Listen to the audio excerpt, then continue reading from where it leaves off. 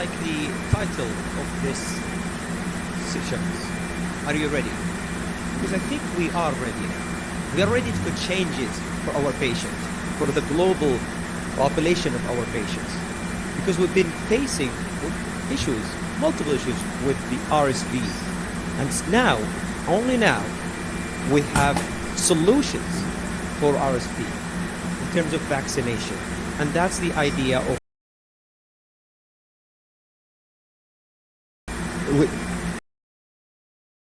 value of the RSV vaccine, especially in the older population. Those are the people who suffer a lot from RSV, especially those with comorbidities. And I'm lucky enough to be with a panel of speakers, with experts on the subject matter.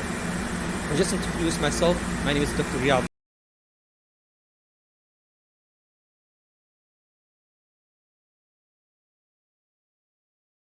Canadian board certified in internal medicine and pulmonary with a fellowship in asthma and sleep from the University of Toronto. I run the severe asthma clinical service at King Fahd Medical City. So this is a disclaimer. I'm not a GSK employee. This presentation might contain promotional content. This session is to advance the understanding of RSV impact on our patients, especially people at home, specifically those with cardiovascular disease, pulmonary diseases, and older patients. This will be reviewed by our panelists. We'll review the recommendation, certain guidelines, and the significant role for healthcare providers entering the new era of vaccination process. We'll also emphasize the importance of vaccination and the urgency against RSV patients, older patients above the age of 60, and focusing on more of the guidelines on those patients. So now we'll go with a video presentation by our team.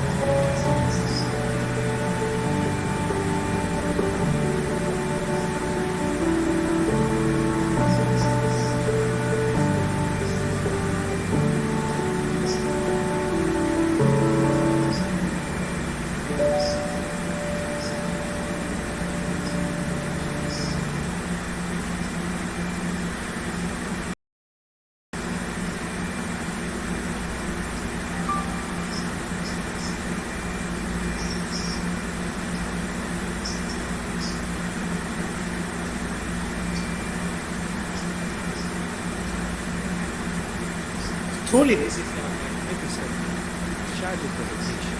So it really talks about the impact of RSV in those special populations, people above the age of 60, especially when they have more cardiovascular and respiratory diseases. And rather than them enjoying their time with the family in their autumn of their age, they face the RSV and its harm on them. And it's a deadly virus. This will be shown by our panelists later on. It also showed us the effect of RSV vaccination in terms of preventing those complications on such patients.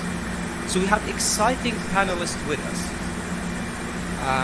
We first going to talk about the age-related decline in immunity and RSV emerging burden in the elderly. This will be done by my dear friend, Dr. Luay Sudan, who is a family medicine consultant who did his residency and training in the Baylor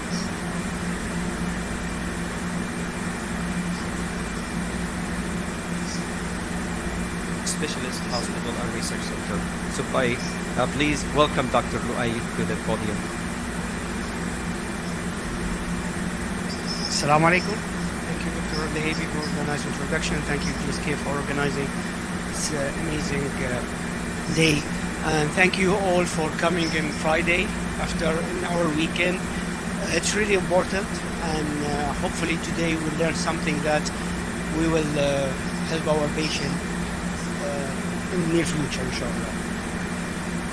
Prevention medicine is a huge thing, and always prevention is better than cure.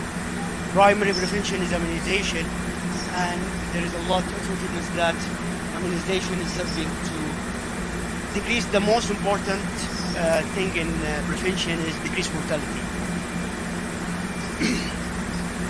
I'm a geriatrician, and as aging, and all of us, we will face this inshallah in a healthy way. Saudi Arabia is now, we are proud that our age is extended to 78, and we are hoping to reach to 83. We have a lot of meeting with Ministry of Health. This is the goal. We increase it from 74 to 78 recently, and we are going to this age. And when we reach this age, we want to be as much as functional. But age, there is a lot of changing. We cannot prevent, as other diseases, osteoarthritis.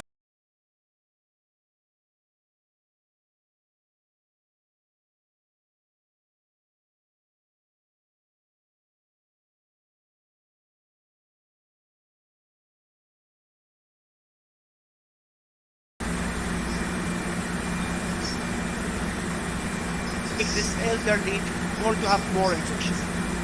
We have the T lymphocyte and B lymphocyte. The T lymphocyte, we have the naive cell. We are ready for any antigen to attack. In middle age, we have more memory cell. The ratio between memory cell and naive cell, it's become more memory cell. And with aging, this cell become aging dysfunctional, basically.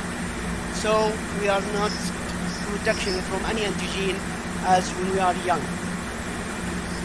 And other problem with aging, as you know, the thymus is shrinking with age, whereas this is the one that's producing the T lymphocyte, and this is another risk factor to decrease the immunity. In bone marrow, with the antibody is the same. There is decreasing in immunity. There is more memory cell in aging, so that make the immune system more prone to infection.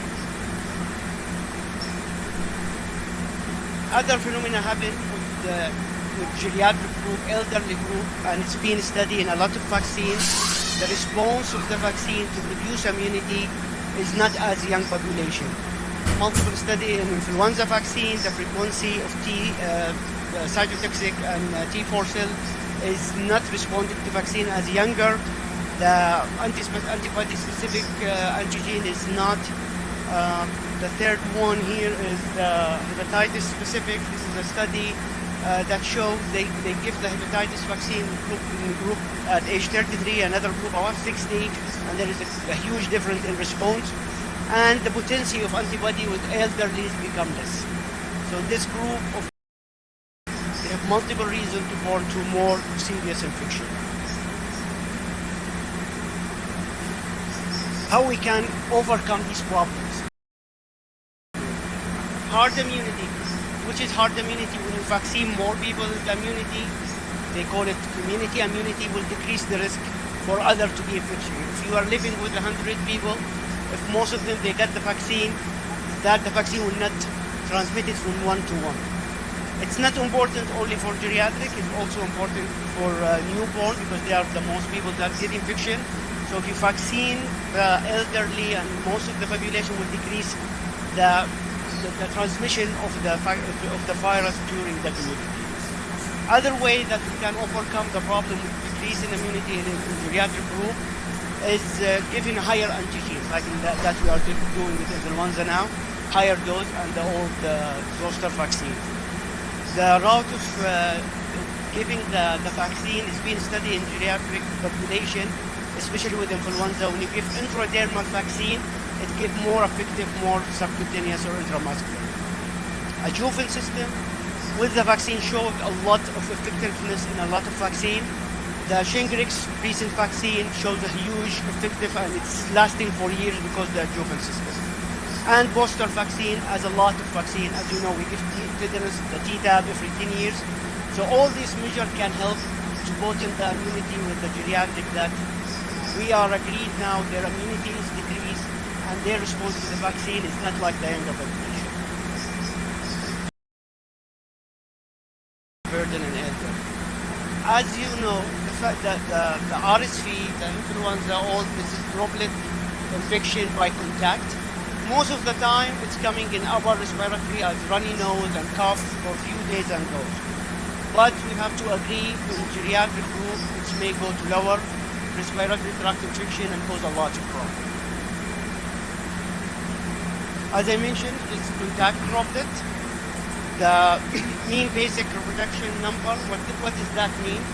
If somebody infection, how many other people that he will infect? So you have the R0 is 1, that most of the time this infection will be limited and die, because 1 and then will go. But more than 1, the risk of transmitting in the community is more and more.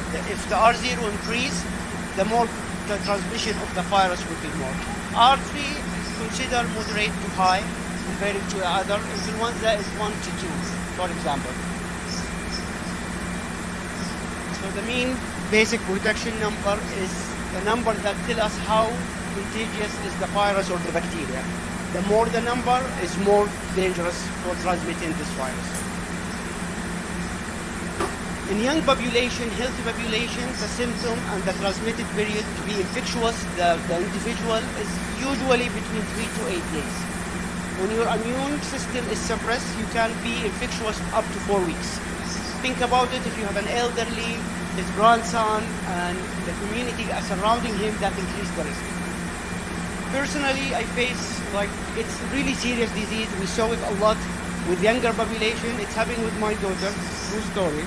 Years ago, my youngest daughter, I almost died because of that. She admitted in the ICU because of that. So giving the geriatric, the vaccine, it's protect your community. You don't know whom you will protect. You may protect a close member for you. Coming to the virus itself, it's an RSV, enveloped non-segmental RNA virus.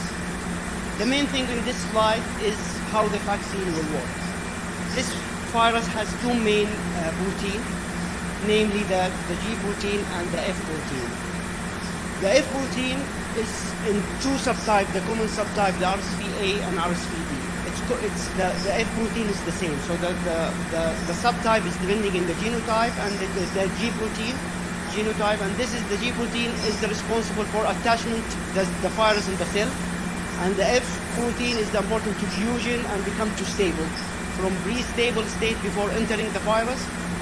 And this protein will make it stable when it gets inside the cell, then replication and become more potent. The vaccine is targeting the F protein before the stability of the virus to go inside the cell. They catching the virus before the stability, before entering inside the cell. It's a common, and it's happening every year. And the long immunity is not potent, even for young or even in the young adult or pediatric. They get infection, they get adapted immune system for few, but when it's come, they expose next year, there's a good chance they will be reinfected. So whom is the people that has the most chance to have complication is the younger in the left side and the elderly. Younger because they didn't have adaptive system, so when they get the infection, it's first time, so they have risk to have severe, as we see it. Anyone dealing with pediatric or infant, a lot during the season of the RSV, a lot of admission in ICU, it's because of this virus, because it's really potent and can cause a lot of problem. Then when we're getting older and older, we get the adaptive system and our immunity become more mature, so we get symptoms like flu or runny nose for 2-3 days, and it's gone away without testing or going to the hospital.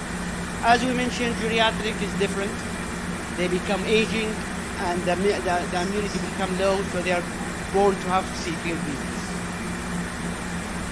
As you can see, majority of admission is in geriatrics. And the most important message today, how many of us, when we work in urgent care or primary care or secondary care, checking for the RSV? Rarely we do the test to see if somebody admitted to the hospital or come to the emergency with a flu symptom, even if he has a pneumonia. Rarely we check for the RSV if is it there or not. We treating the symptom, either upper respiratory tract or pneumonia as a disease, without knowing sometimes the cause. We will do checking for culture, maybe for bacteria, but we didn't check usually for RSV for severe disease. Most of death is happening with geriatric. It's rarely cause mortality with pediatrics, up to 89%. And this is huge. As we keep mentioning that the symptom usually runny nose for a few days and go, but in our geriatric, our elderly, is a different scenario. So it's go to the lower respiratory infection. It causes acute exacerbation of underlying disease like COPD or asthma or congestive heart failure. It causes, if they are already they have a risk of cardiovascular complication because of the age and other comorbidity disease. They are not needing to have another disease to trigger the cardiovascular disease. The studies increase hospitalization and unfortunately death. So basically, contact droplet coming in the cilia epithelial and upper respiratory tract infection, sometime with the GF protein, G protein is binding to the epithelial cell and then go inside the lung, and replication causing necrosis, increasing the airway obstruction, causing mucus plugging, and can cause and the lung compliance become decreased with time. So again, older age by itself is a risk factor for complication, hospitalization, admitted to ICU, and death. If the patient has comorbidity, and how many of our patients above 60, they don't have diabetes or asthma. COPD in our country is luckily, alhamdulillah, not like the Western, but I think the booming is coming with all this number of people, unfortunately, smoking. So we need to keep it in mind. I think COPD, it will come more and more. Currently, the prevalence or the cases that documented that we have documented COPD is not much, but I believe it's coming soon. So we need to be careful, especially in the primary health care, because when they go to the specialist, it's become late. And if anyone with the immune system is low, is risk for complication for RSV. By decreasing the immunosenescence, the elderly not only born for low immunity, they are born more for cancer, as we see majority of cancer coming with the elderly, and also with autoimmune disease. So we have in geriatric group really having a lot of risk, and mostly will benefit from any protection. This study done in the Western were documented, and they do a research. As I mentioned here, if we do mass research to see how many RSV positive or negative, we'll find the ordering RSV test is really low, or the viral profile during infected people. But still, even if we are underestimating the problem and underestimating the investigation, we have about 5.2 million cases of RSV. We have 470,000 hospitalization and 33,000 deaths. I seriously believe this number way more than what is documented here. I'm a geriatrician. I see a lot of people, they come with pneumonia. We try to treat it.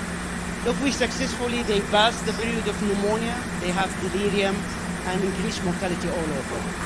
Geriatric patients, when they become older and older with a lot of comorbidity, if you're dealing with geriatric, you know that if they have pneumonia or UTI, in some cases, it's end of story. The level of the living, the way of their functioning, cognition is declining significantly. So one pneumonia, the elderly who was completely functional, 70, 65, 80, after that it may completely different for him and for the caregiver also. So, in summary, RSV infection is often non-considered in differential diagnosis. This is fact. We don't, especially our work in urgent care, in hospital, in primary care, we don't investigate a lot. So this may be alarming for us to consider it in diagnosis. And if you consider it in diagnosis, we will investigate for it. The reverse surveillance system is not applying anywhere in Western or here. We agreed elderly having a high risk, age by itself decrease the immunity, and if you combine this with comorbidity, then the risk is very huge. Used for what? For unfortunately death or admission to the hospital or intensive care unit. As we mentioned, it's a contagious. If the infection can infect everyone, get infection can transmit the infection to 3 people surrounding him, and the infection period usually 3 to 8 days. But if you are with low immunity as geriatric, the infection period may go up to 4 weeks. Okay, so let's recap and see if the message hopefully received. If you can scan, there is a question. So I ask you please if you can scan by your phone to answer the question.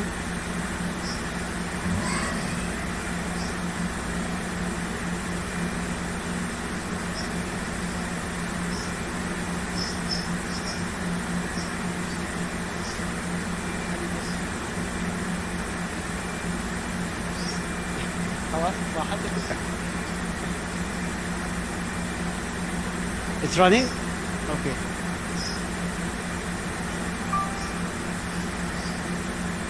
So, are the majority here are primary caregiver, either GPs or family medicine, or more like specialists? Can kindly I have the people with primary care? Okay. Even if you are not a physician, but you're still in the primary care. How many are pulmonologists here? Other specialties? Family, not family. What specialty? Cardiologist? Nephrologist? Yes, welcome. So we're dealing with a lot of geriatric patients. Yeah, it's high risk. Geriatric population with any other coronary heart disease, renal disease, lung disease, they are high risk to have. So 95 is good. The questions, can we see the question? Which of the following factor increase person risk of severe RSV infection? So age, for sure. I've been talking for the last 20-25 minutes about aging. Aging by itself is causing the problem. Weak immunity. We said that if there's somebody already weak immunity, for sure. Another chronic condition, as Victor said, renal disease, coronary artery disease, lung disease, cancer patient. Okay. Move to the next question. Still running. Okay. So I give you a hint. So hopefully the percentage will increase.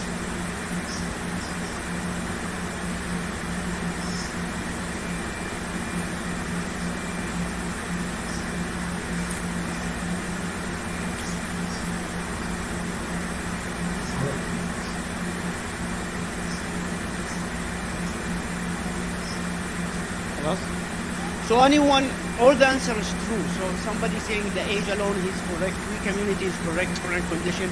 But the right answer is all of them. Okay, next question.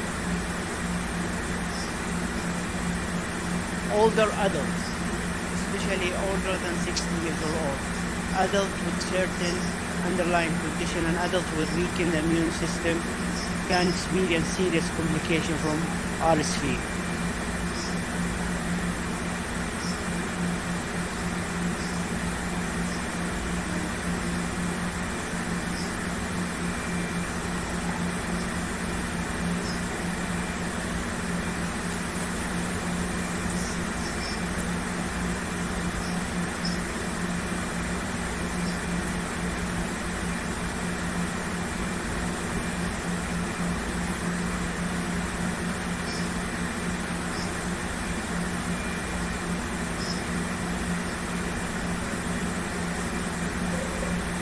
Done.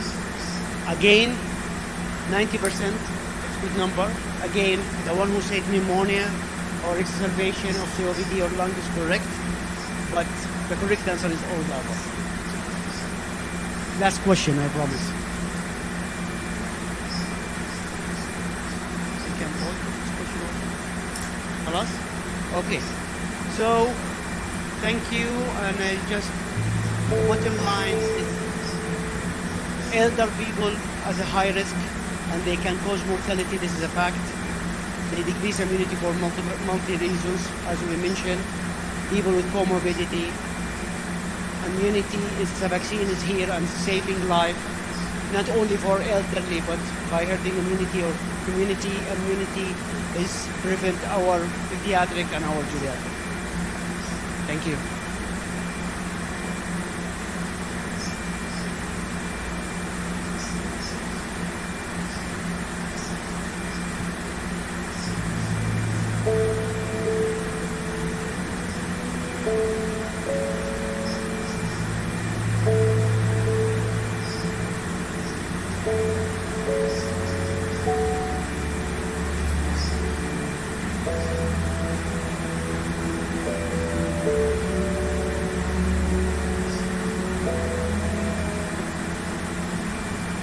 في أحد الأيام كنت أجالس حفيدي البالغ من العمر عامين، والذي كان يعاني من نزلة برد أو هكذا كنا نظن.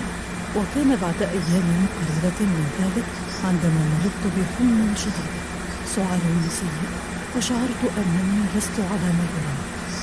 عندها أخبرني طبيب الطوارئ أنني مصابة بفيروس RSV. أول شيء تفوّت به كان لكنني بالغ، لم يكن لدي أي فكرة من إمكانية إصابة شخص بالغ بفيروس RSV. عندما اتصلت بطبيب الرعاية الأولية الخاص بي، قيل لي أن لدي فيروس وأنه ليس له علاج. طلب مني أن أكتب الأعراض وشراء دواء للسعال دون وصفة طبية. أعلم أنه بالنسبة للكثير من الناس يمكن أن يكون الفيروس المخلوي التنفسي RSV خفيفا جدا، ولكن بالنسبة لي كان الأمر شديدا للغاية. كانت حرارتي ترتفع ما بين 38.5 إلى 39 درجة مئوية، وكان السعال خارج السيطرة. كان السعال صباحا ظهرا ومساء. كانت هناك أيام نادرا ما نهضت من السرير، غسيل أسناني أو حتى تمشيط شعري ما كان يحدث. لقد كان وقتا مدمرا بالنسبة لي. لأول مرة في حياتي أشعر بالشيخوخة. لقد فاتني الكثير من الأنشطة في كنيستي، في مدرسة حفيدي، ولم يعد بإمكاني أن أكون امرأة مستقلة كما كنت. في بعض الأيام كنت فيها مريضة لدرجة أنني اعتقدت بصدق أن هذه هي النهاية. كان الشهران الأولان مع RSV صعبين للغاية. في الشهرين التاليين بدأت أشعر بالتحسن، اختفت الحمى وظل السعال موجود، لكنه لم يكن بنفس القوة. وأخيرا بعد 4 أشهر أستطيع أن أقول بصراحة أنني قد انتهيت من RSV. أريد فقط أن أشارك الإحساس بأنني ممتنة جدا في كل يوم لأنني اجتزت هذا المرض. أريد أن يعرف كبار السن بأن RSV يمكنه أن يكون مرضا خطيرا جدا، ولا أتمنى أن يمر أحد بما مررت به.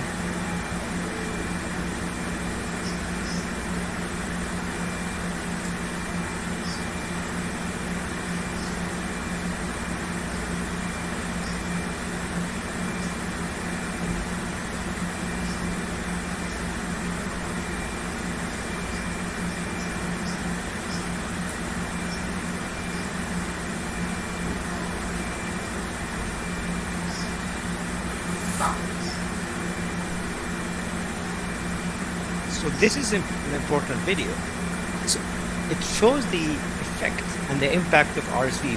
We always in med school thought of RSV as a virus that affects usually the younger population, the infants, the toddlers, etc. But its really damaging effect are people like Debbie, where it affects them in multiple ways, whether because of their age or because of their comorbidities, namely the cardiovascular and pulmonary diseases. It's something that Dr. Jawahir Al-Ateli will talk about. So she will talk about the RSV severe outcomes, especially in these elderly gentlemen above the age of 60 and the increased RSV risk with chronic diseases.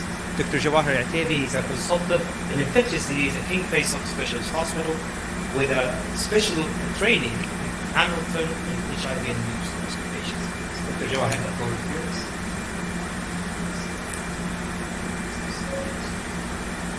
السلام عليكم.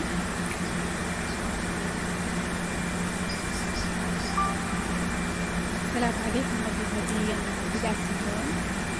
Thank you all for coming and special thanks for GSK for giving me this opportunity to be in this very nice event among other distinguished speakers. So today I'm going to discuss with you the case that I face in the clinical practice, and then we talk a bit about the RSV burden in adult population, especially for those who had the underlying comorbid disease, in particular pulmonary and cardiovascular. So a 72-year-old gentleman who is known with the full package of comorbid diseases that we tend to see in clinical practice: diabetic, hypertensive, and ischemic heart disease, percutaneous pacing, and he had a lower ejection fraction of around 25 based on the most recent echo. He presented to the hospital with 1 week of respiratory symptoms, especially shortness of breath that was progressed over the past few days prior to his presentation to the emergency. He had viral prodrome, as we call it, infectious disease, prior to the worsening shortness of breath, so mainly runny nose, sore throats, and low-grade fever. He reported that the family also was having flu-like illnesses. In particular, they have toddlers and a younger child who had a respiratory viruses 2 weeks ago. He came to the emergency department. He was assessed by the medical on call, and he was very tachypnic, desatting, requiring supplemental oxygen. He had also clinical sign that is going with a heart failure and chest X-ray showing bilateral infiltrations, and he had a specific interstitial infiltrations in the upper lobe as well. So he was placed on oxygen, given a diuresis, and as we all know, most of the patients who presented to the emergency with a question of pneumonia, they get Tazo and Vanco. And they did the investigation. He had the WBC count, which is normal, so it was not going with the bacterial infection. He had a normal platelet count. His creatinine was making like his baseline. Cardiac enzymes were negative, and CRP was also 40. As we know that in the emergency we had a rapid testing for COVID and influenza A and B, and both came negative. So he was admitted to the CCU, and he was placed in high-flow nasal cannula. He was covered with the antibiotic, but within 24 hours his microbiological study came out. His gram stain for respiratory culture was negative, so it was not suggestive of bacterial infection, although his presentation also do not go with bacterial infection. And then the multiplex PCR that we tend to do with severe respiratory forms or severe respiratory illnesses came to be positive for RSV. That led to hospitalization in the CCU for over 10 days just to manage his heart failure and to give us supportive measures and supplemental oxygen for his RSV infection. So could we prevent that? The answer is yes. So looking into the rate of our complications in patients who had an underlying comorbid diseases, in particular senior patients, the outcome in adults over the age of 60s with hospitalization in comparison to those who had influenza, especially in influenza vaccinated populations, there are more higher odds of RSV infection to cause more average length of stay, more hospitalization, more ICU admissions, and unfortunately also secondary bacterial infections, underlying primary disease exacerbation, and higher odds of mortality within a year after the infection with RSV in comparison to vaccinated influenza population. The long-term impact that was looked into several cohort study that includes tool to assess the quality of life and also to assess the functional status in senior adults infected with RSV, reported that those who had an RSV infection tend to have a lower functional status and significant decline in their quality of life after the infection with the RSV. And that has been seen in one of the studies that included around 271 patients that they look into the pre-hospitalization with a viral RSV infection and those also after 6 months of discharge, and they found that there is a significant decline from 40 to 32%. So older individuals hospitalized with RSV tend to have acute decline in the functional status in the early stage after discharge from the RSV infection, and also they have a significant decline that continue to occur until 6 months after their discharge from a baseline prior to the event of having an RSV infection. So looking into retrospective cohort study in China that included around over 200 patients or 600 patients that were age or they were above 75 of age with RSV infection. In the study population, almost 87% of those, they have more than one serious comorbid infection. And they have also 35.6% of them, they will have chronic lung disease, in particular COPD, bronchial asthma, and chronic bronchitis. And they look into certain outcomes, which is all-cause mortality and the rates of hospitalization. And there were significant increase in the all-cause mortality by 9.1% in the 30 days and 11.9% within 60 days from the RSV infection. And their direct cause of death were either related to secondary bacterial pneumonia following the RSV, and this is very common that we see in senior populations as well as populations they have a comorbid disease. They tend to have post-viral bacterial infections, underlying disease exacerbations such as COPD exacerbations, acute cardiovascular events, and also a decline in their underlying pulmonary disease. There were a significant amount of patients that require supplemental oxygen in early stage of the RSV infection, and some of them would require after discharge also supplemental oxygen, and they became oxygen dependent. And definitely, if you have someone with comorbid diseases who have an underlying lung or cardiovascular event, if they develop any respiratory infection, the chances they will require longer hospitalization and expose them to a significant morbidity and nosocomial infection is going to be high, and the median hospitalization in RSV infections with underlying comorbid disease reach up to 12 days. So RSV and other associated lung disease, looking into in particular COPD and bronchial asthma. So in COPD, they are 13.4 times more likely to be hospitalized with RSV infection, and 80% of among those hospitalized at risk to have a COPD exacerbation, and they can be exposed also unnecessarily to antimicrobial agents, especially in most of us would cover patients with antimicrobial, although there was no evidence of bacterial infection, and this will lead to toxicity and increase the development of multi-drug resistance pathogens. In bronchial asthma are 3.6 more likely to be hospitalized with RSV infection, and around 50% of them will experience bronchial asthma exacerbation during hospitalization with RSV. Looking into the cardiovascular, the patients who had a congestive heart failure or underlying cardiac disease are 8 times more likely to be hospitalized with RSV infection. And having RSV per se will increase the risk for them to develop cardiovascular events, develop myocardial infarction and arrhythmias, and eventually, la qadar Allah, death. Diabetic patients are 11.4 more times that they will be hospitalized with viral illnesses, in particular RSV, and diabetic patients are 6 times more likely to be hospitalized with flu and flu-like illnesses in comparison to general population. So talking about RSV infection in COPD, as you all know that COPD exacerbation with underlying or infective agents, that they tend to have a longer hospitalization in comparison to those who do not have a COPD exacerbation related to a viral infection. They will also have a significant decline in the pulmonary function test when they have an infective-related COPD exacerbation in comparison to those who had a COPD exacerbation without the infection. They will have also a greater degree of hypoxemia and a greater airway inflammation. And with the aggregations or recruitment of inflammatory cells within the lung epithelial cells, that can also lead to more edema, exacerbation of the underlying disease, and that will also impair the clearance of the viruses, and they will tend to shed the virus for a longer time.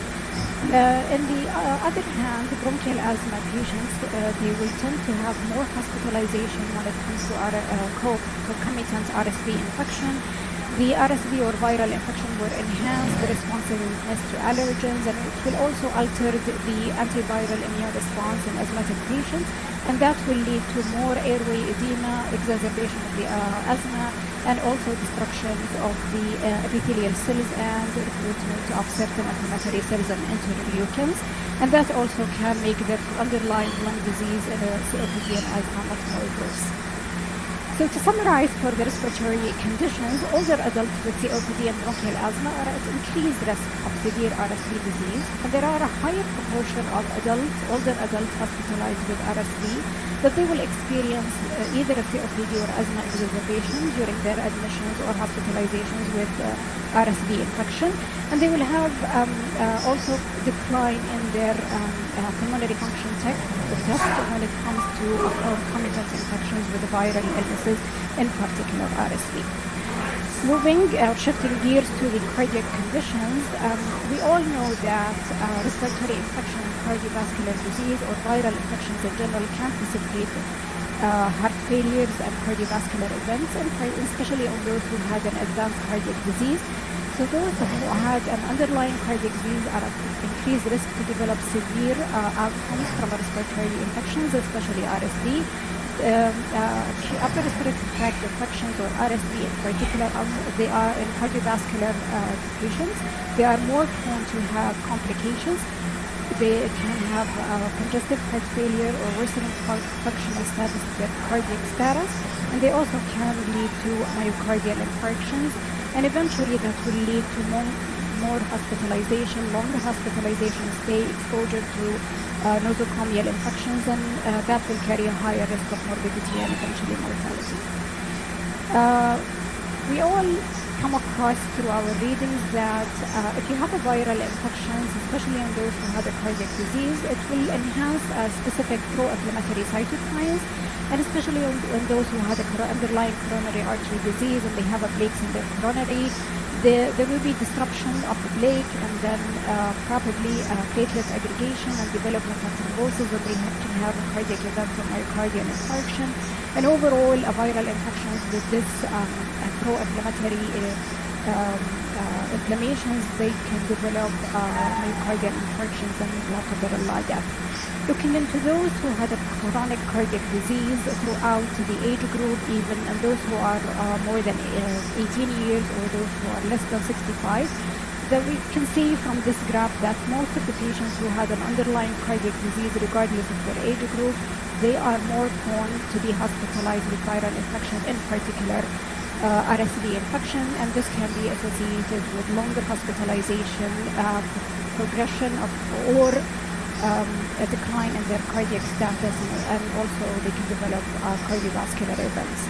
They are more prone to be hospitalized, and they are also more prone to have a congestive heart failure related to RSV infection. So to summarize the cardiac conditions, RSV might cause a cardiovascular complication in older adults with congestive heart failure, atrial fibrillation, or myocardial infarctions, and they are also at increased risk to be hospitalized longer than others who do not have an underlying cardiac condition. And the overall survival rate can be poorer among those adults with underlying cardiac disease. So to diagnose RSV, in most of us, we don't do a routine RSV testing, especially when someone comes with upper respiratory tract symptoms in the outpatient setting. We tend to do it if the patients are hospitalized or admitted to the intensive care unit to find a diagnosis, and then you can rationalize your treatment based on the underlying cause of their hospitalization or ICU admission. The testing, there are no available testing as far as I know for RSV in the emergency setting, and most of it is through the multiplex PCR, which tends to be time and also costly. And we all know that there is no effective treatment apart from specific populations for the RSV, in particular lung transplantation and stem cell transplantation. So in most of those elderly individuals with underlying comorbid disease, the treatment of RSV is only supported. But we all know that we have a preventive measures to prevent severe RSV infection, especially with the vaccine. And my colleagues later will talk to you about the guidelines of the vaccine. So let's recap. Can you scan the bar? So we have around 2 to 3 questions to see were you awake ولا كنت محتاجوا glucose.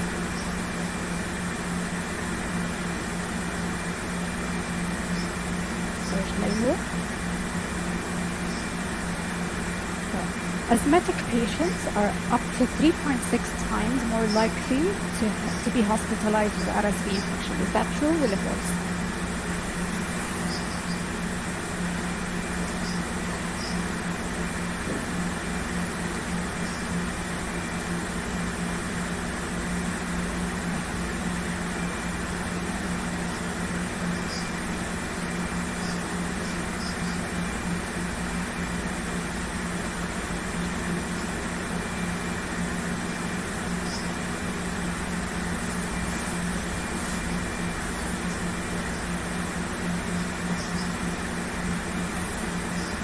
So 93% said it's the answer. So we'll move to the second question. The rates of complication and severe outcome in older adults with RSV in comparison to influenza, considered to be RSV has more severe outcomes. RSV has similar or worse outcomes.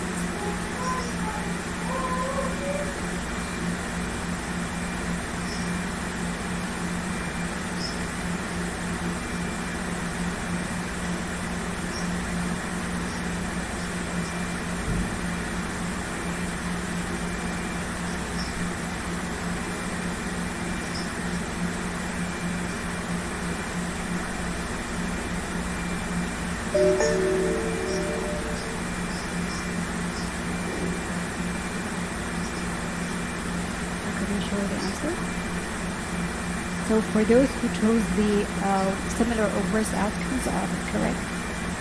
The last question. RSV increased cardiovascular complication and risk such as heart attack and congestive heart failure, acute coronary syndromes and arrhythmia, and chronic heart failure exacerbation, myocardial infarction, arrhythmia, or all of the above.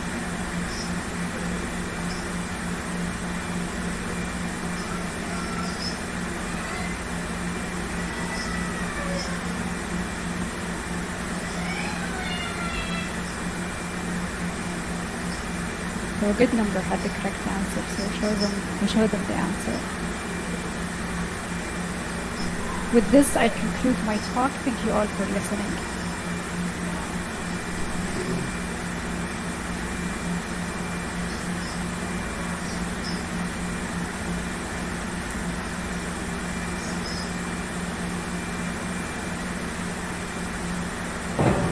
The world is facing a triple dinner. RSV.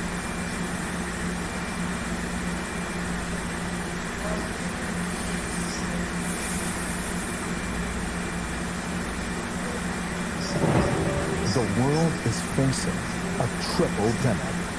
RSV, or respiratory syncytial virus, is a common respiratory infection that can cause mild cold-like symptoms. But it can also be a life-threatening disease, especially among older adults and patients with comorbidities like COPD, diabetes, and chronic heart disease. They are most at risk of severe symptoms, which can lead to hospitalization and even death.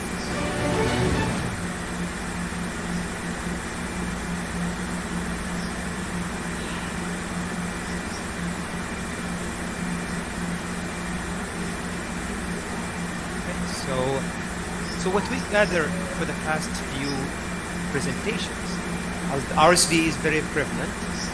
RSV is very dangerous for a special population, especially the elderly and people with cardiovascular and respiratory disease, as shown by Dr. Jawahir. So it is not a benign virus. It needs to be detected, looked after beforehand, etc. And with this recap, I think that's what Dr. Luay, Dr. Sudan, we're going to talk about in terms of guidelines. So let me reintroduce Dr. Sudan. Hopefully his affiliation is still the same for the past half an hour. With a consultant family in King Faisal Specialist Hospital. Will talk to us about the RSV vaccine guidelines and recommendation. Dr. Sudan. Thank you.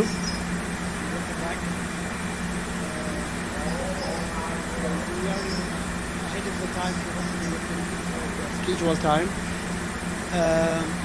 As you saw in the small clip, I hope that we have one vaccine containing the flu vaccine, the COVID, RSV in once, because I know the struggling nowadays with anti-vaccine. If you practice in the clinic and you have the patient, you are the primary care, family medicine, you are the one who depending on you to prevent this deadly disease. So a lot of resistance, so we need to believe in ourselves that this is important. The recommendation is there and like support our idea or our recommendation for our patient by guideline. So do we have the vaccine now in Saudi Arabia? Do anyone start to give the vaccine? Perfect. So, as you know, luckily the Ministry of Health, when it comes to vaccination in Saudi Arabia, alhamdulillah, we are advanced. And as other vaccine, we are one of the first countries that we provided, and we provide it for free in most of the time for our population. And Ministry of Health, they have it as the other vaccine, and they recommended Ministry of Health for the vaccine for people above 60. This is from the website from Ministry of Health. So first of all, we hopefully by today we believe that the disease is deadly, and we believe the vaccine is work, and we have guidelines supporting our recommendation. So we have to strongly recommend and overcome the anti-vaccine campaign people with the idea that they have. So what about the global guideline? GINA, the Global Strategy of Asthma Management of Prevention. Every year they have their recommendation for this year, 2024. They mentioned the RSV vaccine prevent RSV-related acute respiratory infection. The adjuvant RSV, this is the GSK vaccine, subunit vaccine, reduced upper and lower respiratory tract infection for anyone above 60, especially people with asthma. The ASIP recommended one dose of RSV vaccine for anyone above 60. What about the Global Initiative for COPD? So they ensure that this is a deadly disease, especially when somebody with COPD. So they recommended the vaccine for anyone above age of 60. The ADA, the diabetic by itself, decrease the immunity and impact the patient. So the ADA in 2024, the American Diabetic Association recommended the vaccine for above 60. The ASIP recommended anyone above 75 to give one vaccine. But if you are 60 and you have another comorbidity, as we agreed, unfortunately in our community, people with above 60, most of the time, they have comorbidity, either diabetes, asthma, congestive heart failure, or other diseases that decrease the immunity. So I believe most majority, as Minister of Health recommended, above 60, we need to give him the vaccine. This is an interesting recommendation. The STIKO is the German institute. This is the guideline for the German population. It's independent committee that's giving every year the recommendation for the German population. And this year in 2024, they recommended all people above the age of 75 to give him the vaccine for everyone above 75. Again, if you are 60 with any other comorbidity, they recommended the vaccine. What is interesting in their recommendation as an independent, and this is the organization that gives the recommendation annually for the German population, they specify the GSK vaccine by multiple points. So this is between the brick, this is what they've written in their recommendation. GSK RSV vaccine, the RSV F3, shows slightly higher vaccine effectiveness when they compare it with Pfizer. It shows most of the endpoint, but the mostly broad and overlapping coefficient therefore. So it's really more stronger in their review, when they review the data. Data on the effectiveness against severe RSV-related lower tract infection, and this is important for elderly, defined among other things as incapacity to work for elderly or required respiratory therapy, which is really important for elderly, that if they need respiratory support therapy, that most of the time cause a lot of complication and prolonged complication. The data for this is only available with the GSK vaccine. At the time, only data on GSK RSV F3 vaccine are available in the duration of potency and its effectiveness for 2 seasons, for 2 years. The GSK RSV F3 is adjuvanted with ACE1E, and this is the only vaccine with adjuvanted vaccine, and we know that the vaccine with adjuvanted is really more stronger and more effective. So all the guidelines can support us, especially the first liner, to give the vaccine, and it's safe, the vaccine. I don't know if we have time to talk about that first reaction. The vaccine, as other vaccine, is really safe and is really effective. And the guideline for most of the recommendation, and most importantly, I think the Ministry of Health in our country, after reviewing all the data, they recommended and provided in all primary health care, and we have it in all the big hospital and all the primary care.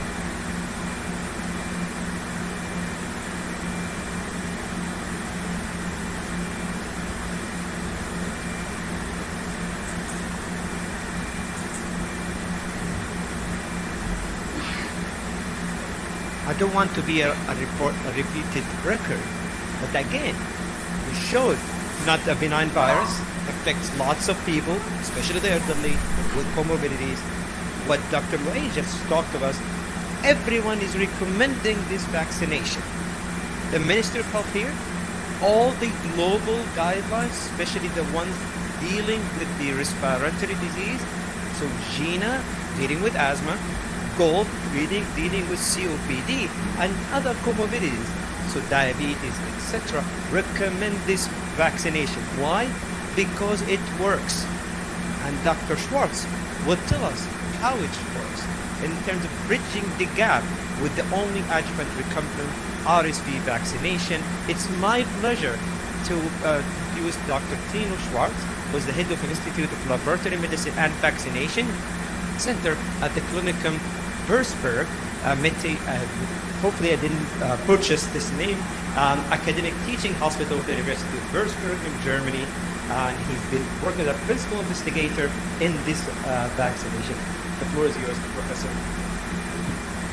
Assalamu alaikum. Good afternoon to all of you. It's my pleasure to be here. Thanks very much for inviting me.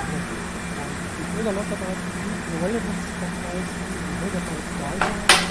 And I'm lucky that we presented the German guidelines, because I think they are very important, because STIKO is considered to be one of the very important IPEX-like ACID. So if you've got the blessing from STIKO, it's certainly something relevant. So I will present you the key data of RSV, and I was one of the investigators in Germany, and personally we had about 200 subjects in our trials for RSV, not just the efficacy trial, but also the other trials which go along with the recommendations. So we all know that, and we've heard this in the talks before, that our immune system is getting older. We have to use lessons. So the important point is to design a vaccine which can overcome immunosenescence. You have to add an adjuvant, because the adjuvant is the key story of the whole vaccine. And you've clearly seen here that the T cell function in the young ones is good. But the moment you get older, the T cells won't work the way you expect them. So you have to overcome this weakness, and this is achieved by adding an adjuvant to the vaccine. And we have very good experience with the adjuvant. We've got the same adjuvant in the shingles vaccine, Shingrix, and it works perfectly. And we've had very good experience with this for many years. So this is the combination, a recombinant non-live protein, the 3F3, which is considered to be the dominant part of the virus, and this has been added with the adjuvant AS1E, which induces a very strong B and T cell response. And it's important that the 3F is stable, which means there's no difference between RSV A and B in the 3F protein. So we just need one protein, do not need a bivalent protein against RSV A and B. The 3F which has been selected for the use of this vaccine works against both subtypes. Very important point, because it may be confused sometimes by the bivalent approach. This is certainly not necessary, because the 3F is stable and does not undergo any changes. So the age-related decline I've mentioned to you, this negatively impacts your immune system in the elderly. We need something to boost our T cell response, and we know that the T cells are very important for viral clearance and especially for reducing the disease severity. That's also very important. So if we can keep our T cells up specifically directed against RSV, we can certainly overcome the badly outcome which have just been presented in previous talks, which RSV is associated with. So the reduced responsiveness to vaccination in older adults requires vaccines which are specifically designed to overcome the declines in immunity. So let's now talk about the key findings of the clinical trial with RSV. خلاص دروسه As you've heard, RSV is وضعت النوم. indicated for the immunization وضعت النوم خير of وش خير respiratory tract disease caused by RSV in وانا adults بسجل هاي 60 الثاني and older. We already have now the indication ها؟ as from والله 50 مو onwards صغير in the US بسجل and بس also in Europe. And Really? we're just about to also get the label probably very soon this? for patients with high risk for severe RSV outcomes in 50 plus. We're already working for the age group 18 to 49, where that data will come up next year. So we will probably, in the long run, we will have a vaccine which we can use for all patients who have a high risk for severe outcomes with RSV infection. But currently, I'm just presenting the data in patients above 60. كتاب جزء ده The trial started in 2021, and as you know, 21 was the year where COVID hit us all, and we were really surprised to have a vaccine trial against the respiratory tract infection in that year. But the company made the decision to go for it, and they were successful because we really could demonstrate efficacy. So the study comprised 25,000 subjects, split 1-to-1, placebo and the vaccine group. And the primary endpoint was to demonstrate the efficacy of this vaccine in the prevention of RSV LRTD in adults 60 and older in the first season. This was the primary endpoint. The confirmatory secondary endpoint was to demonstrate the efficacy in patients 60 and older over 2 seasons following a single dose or repeated vaccination. you can see here the split after 1 year. The analysis was done after 1 year, and we were really surprised when we got the results after 1 year because we had no idea what we would expect with a respiratory tract, with a vaccine against a respiratory tract infection. We all know that our efficacy data for flu as a comparison are much lower. So we were kind of expecting something in the range of flu. But the adjuvant alone probably gave us the idea that the results might be better. In fact, they were better. In the second year, the vaccine group was split in the placebo group, which was followed, and in another round of vaccine. And it turned out that the annual revaccination was not necessary. So one shot was efficient over 2 seasons. So once again, primary endpoint efficacy in the first season, and key secondary endpoints were also looking at subjects with one or more than one comorbidity of interest. I will tell you later what they were. And also looking at the vaccine efficacy against LRTD and acute respiratory infection. Also splitting the efficacy in age group 60 to 70 and 70 above.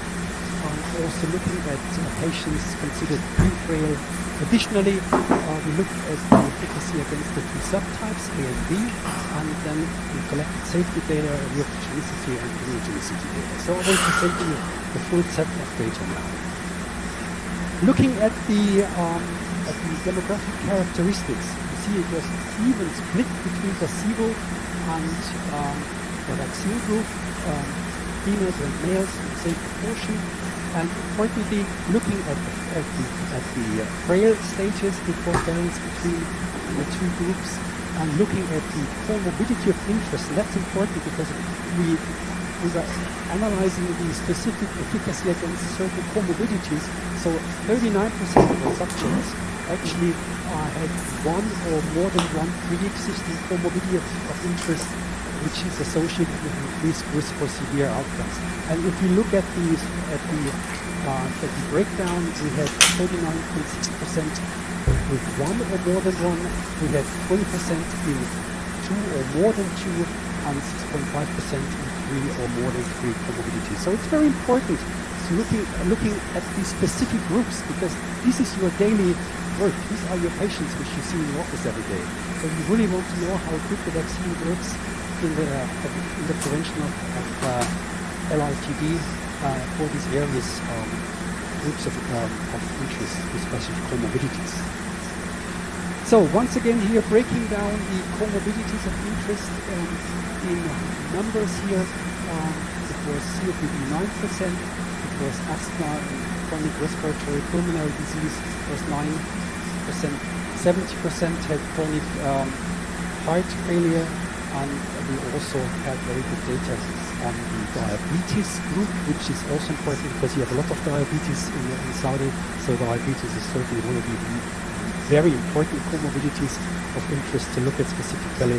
So 23% had diabetes 1 or type 2, and 5% had advanced liver or renal disease. So the sub-analysis of the various comorbidities is very important.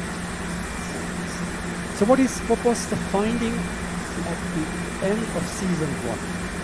And we had an overall efficacy in preventing RSV LRTD of 82.6%.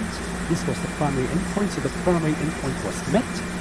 So the study had been successful, we met the primary endpoint, and the efficacy against RSV LRTD for patients with at least one comorbidity was 94.6%. This was a secondary endpoint, so we've proven that the vaccine works in patients with specific comorbidities. And these comorbidities, once again, were COPD, asthma, chronic respiratory pulmonary disease, chronic heart failure, and diabetes type 1 and 2, and liver or renal disease. So basically, we have a vaccine now available with high efficacy for patients with specific comorbidities, which would eventually, once they get infected, come down with severe LRTD. So now I'm giving you the individual results for the secondary endpoints. As already mentioned, we had excellent efficacy against the severe LRTD, and this has been mentioned by STIKO as well, that this specifically is a characteristic of this vaccine. The bivalent vaccine does not have the same hard data on the prevention of severe LRTD. So 94.1% in the prevention of severe LRTD at the end of season 1 is really a fantastic result. Then for patients with pre-frail patients, we had an efficacy of 92.9%. In the older group, 70 to 79, we had an efficacy of 93.8%. We have limited data on the efficacy above 80, simply because the numbers were too small to come in with an adequate statistics.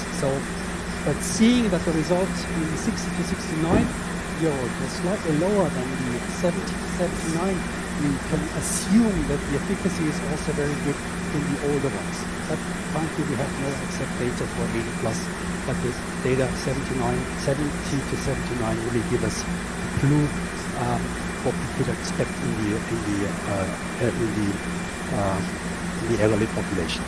So we have an efficacy of 94.6% in patients with one or more than one pre-existing comorbidity of interest, and 92% in patients with two or more than two comorbidities of interest. So once again, your patients will benefit from the vaccine if they have comorbidities, and that has been proven by the trial. So what about the comorbidities of interest, breaking down once again in groups?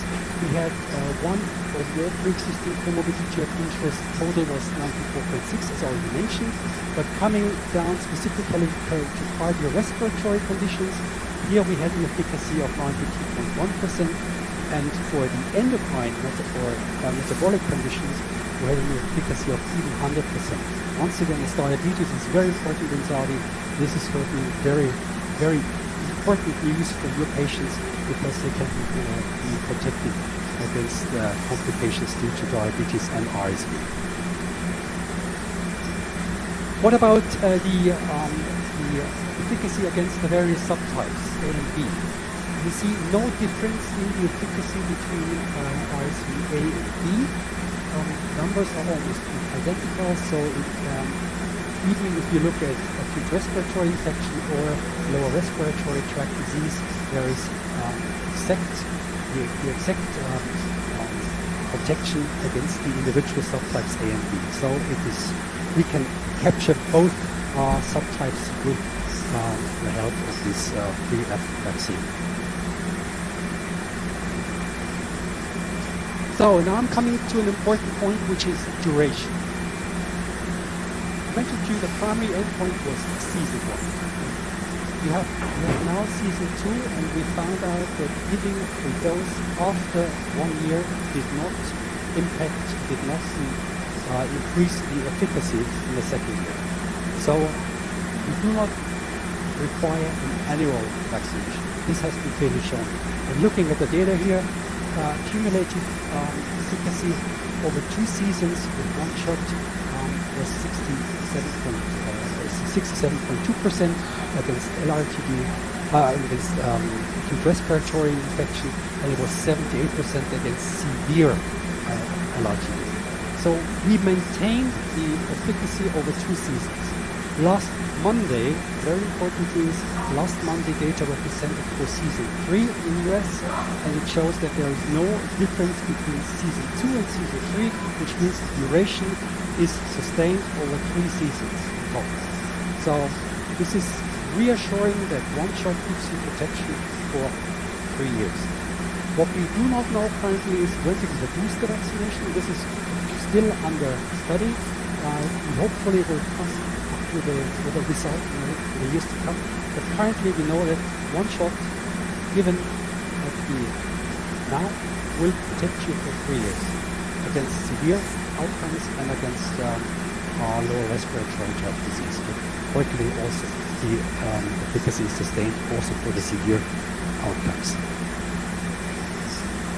Any vaccine will give you some local reactions and very mild systemic reactions. I mean, looking at this data would indicate, well, that it's really painful. It's not painful. I mean, patients have to report anything once they are included in the vaccine trial. So we will be asked for pain, erythema, and swelling. And you see there was a difference in the local reaction in pain between the vaccine group and the placebo group, but this was not really relevant. I mean, none of the patients had a severe problem due to local pain. So it's very well tolerable, and patients did not complain. This was the local reaction. What about the systemic reactions? If we compare the groups, placebo and vaccine group, we see a little bit of fatigue, we have a little bit of myalgia, we have a little bit of headache and arthralgia, very little fever, but overall the tolerability of the vaccine was excellent. Patients, our subjects did not complain, and I can tell you that our subjects would complain if there would have been an issue, but they did not complain, which means it's well tolerated, and as we've just started now in Germany, rolling out this vaccine in 70 plus and 60 to 74-year-olds, we will certainly get very good feedback regarding this vaccine and the use of this vaccine in the general population. Important point is, and it has already been mentioned, I think you mentioned about the combination of vaccines. What about co-administration and combination vaccines? Well, there is no combination vaccine ahead, at least in the next couple of years, so we will have to do with left and right. And left and right is not an issue. I mean, one side, the other side, it's not an issue. An important point is you can co-administer, and we looked at the co-administration with seasonal flu, which you use here in Saudi, in England. We also looked at the adjuvant flu, which is used in the US and Europe. And we also looked at the co-administration with high-dose flu, which is used in the US and Europe. And we have demonstrated that you can co-administer the vaccines without without interference, which means the immune response to flu and to RSV is not altered by the co-administration. So you can apply both vaccination left and right. And we should do this because that's important. This is something which will keep patients healthy. And we want our elderly to stay healthy. That's the important thing. Good news also, with a recent study which has been presented a few weeks ago in Barcelona, presenting the data on the co-administration with Shingrix, the zoster vaccine. And also there is no interference and tolerability. There was no difference in the co-administration of Shingrix and RSV. Tolerability was fine, which means you can also co-administer Shingrix and RSV at the same time. We have no data on triple. So you have to at least عندي ديسك عجل مطاطة واش كان مطاطة but at least left and right is fine.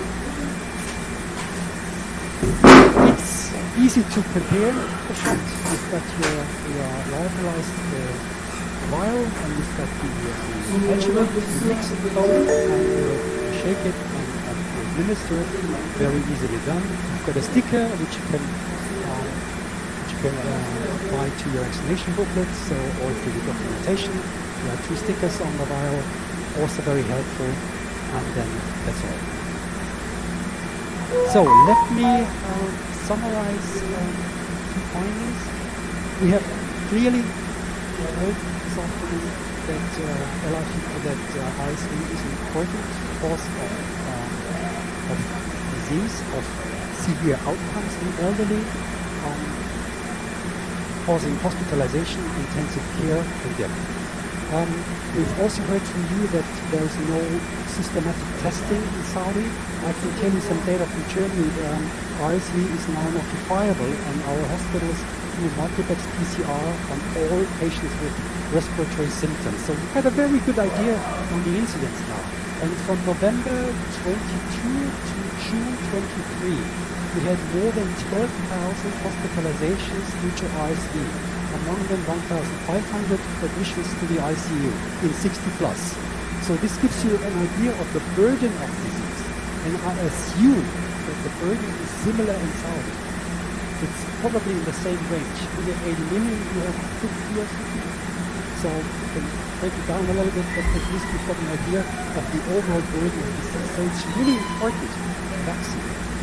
We have demonstrated very high efficacy and consistent, durable efficacy over now 3 seasons against LITD and also for patients with one or more than one comorbidity and also for RSV A and B. One dose gives you good protection over now 3 seasons. This needs to be amended. It's only 2 seasons now, but we have data on 3 seasons. There is no waning of efficacy over 3 seasons, which is also important, and the protection remains stable over the age for the age groups. Also very good news. And the safety, there's very little to report. Vaccine is well tolerated with acceptable safety profile, and it can be co-administered with seasonal flu and the other 2 flu vaccines, which are specifically designed for the elderly, and also with zoster vaccine. So with this said, I would also ask you some questions whether you've been able to remember the important key data which you can report to your patients once they ask the doctor how good is the vaccine. I'm giving you, so now let's recap for session 4. Scan the code, and I will give you the first question. What was the vaccine efficacy? So if you can't remember, go outside, you will see it on the posters. What was the vaccine efficacy against respiratory tract, against RSV, against the severe form of RSV? And the correct answer will come in a second. And once again, we're talking about a vaccine for elderly. So having such high efficacy in a vaccine for elderly, that's unique. It's like shingles, same level of efficacy. And the result is 94.1, you're correct. 62. Oops. I think you better look at the posters again to see the results. Okay, 94% would be correct. Then next question. RSV is indicated for prevention of LITD caused by RSV subtype. What's the correct answer? All subtypes or RSV A and B?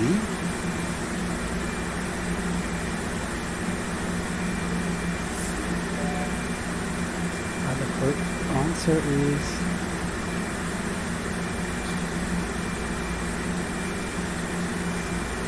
all subtypes.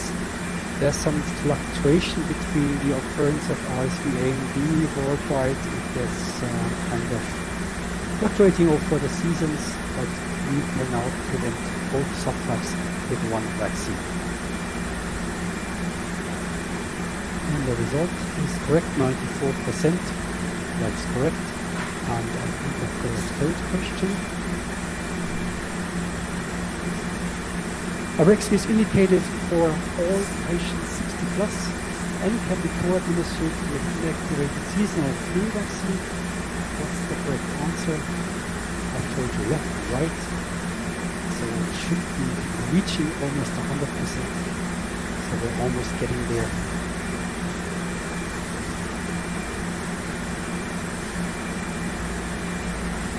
And the correct answer is true. You can co-administer. Yes. Thank you very much.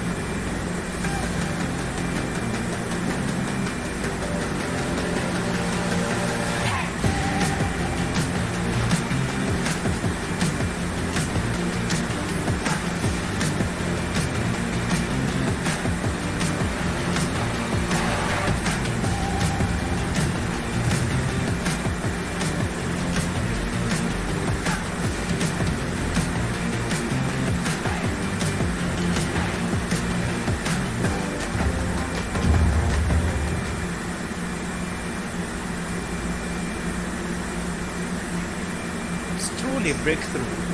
It's a breakthrough because even with the first question that Dr. Schwartz mentioned, what's the efficacy of the RSV vaccine? The lowest number as an option he put there was 57%. Even with the 57%, I would be happy with the results. 94% protection against a lower respiratory tract infection. That's a breakthrough number. It means it's unfair for our patient not to get this vaccine, especially if they're 60 and above, especially if they have a cardiovascular disease or a chronic respiratory disease. It is unfair because this could be deadly for them. And that's why it's recommended by the Ministry of Health, by all guidelines. It has an efficacy of 95%. It can save lives. Not only this, it's not even a yearly vaccination. Dr. Schwartz now updates us with that maybe it be protective for 3 years. So let's get the last questions on board. Please scan this QR code and let's get with the first question. After this event, how confident are you to protect your patient and vaccinate with adjuvant RSV vaccine? Is more confident, same, or less confident? And in one word, what is the most valuable insight you gain from this event?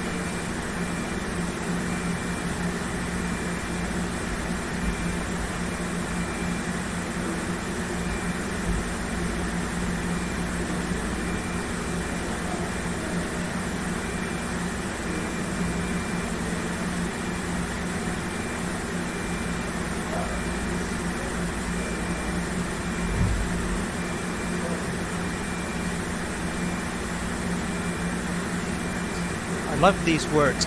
I love the words that you guys talked about here. Not only is there informative, especially for us, but it's also give us a confidence. This is a new vaccination, a new era. And it's a new vaccination, a new era, and I think we should be informative and confident in giving this medication to our patients, especially those with special population, elderly, and or with comorbidities, cardiovascular and respiratory. I think with this we can go for the panel discussion. So I would like to invite our panelists to the floor to accept questions from the audience. And the floor is for you guys to ask us any question regarding the RSV in overall, the danger of it, and the importance of vaccination. So can we spread the microphone? There's a question there.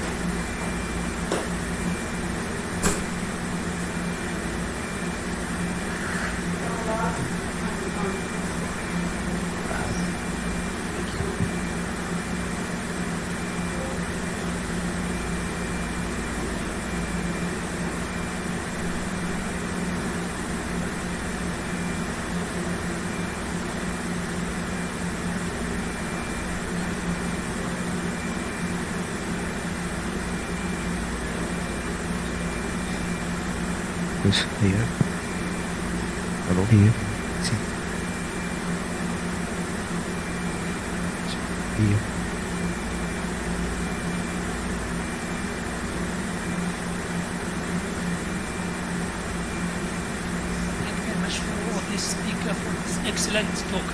I have some comment and question. I'm from King's College University before and now in Della Hospital. My question first, the outbreak of RSV virus, it happened after coronavirus when we lack of crude immunity. And before that, we didn't hear about it, this outbreak. So is now, after people open together and talk to each other and we meet a lot, that the incident will be less like what present in the year 22, 23. This one question. The other question, the other point for me, that there is another vaccine also for children, for pregnant women. I think in the 32 to 36 pregnancy for pregnant women, but usually it's from other company, this one.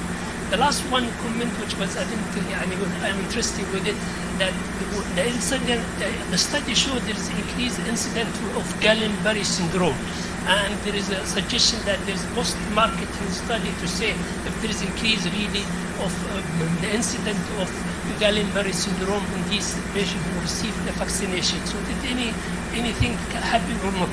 The last one is the recommendation. I know the CDC in United States, they recommended for age 70 everyone, from 60 to 70 if patient have risk patient, high risk patient, have one risk patient.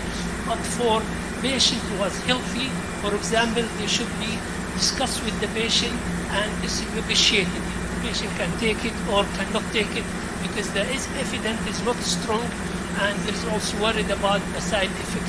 So please comment on this. Thank you very much for this excellent talk. We enjoyed and we learned a lot. So we'll start with the first question in terms of the outbreak of the RSV, especially after COVID. So Dr. Jawahir and Dr. Lay, what do you think, especially that we're talking about the local market? Honestly, we don't have a surveillance for the RSV, so we're not quite sure what is the incidence of RSV among the kingdom in the past few years. However, we all noticed as a healthcare provider that the incidence of other respiratory viruses has declined with the mask during the pandemic of COVID. And then after the masking was alleviated later in the COVID pandemic, we start seeing other respiratory viruses that includes RSV and influenza.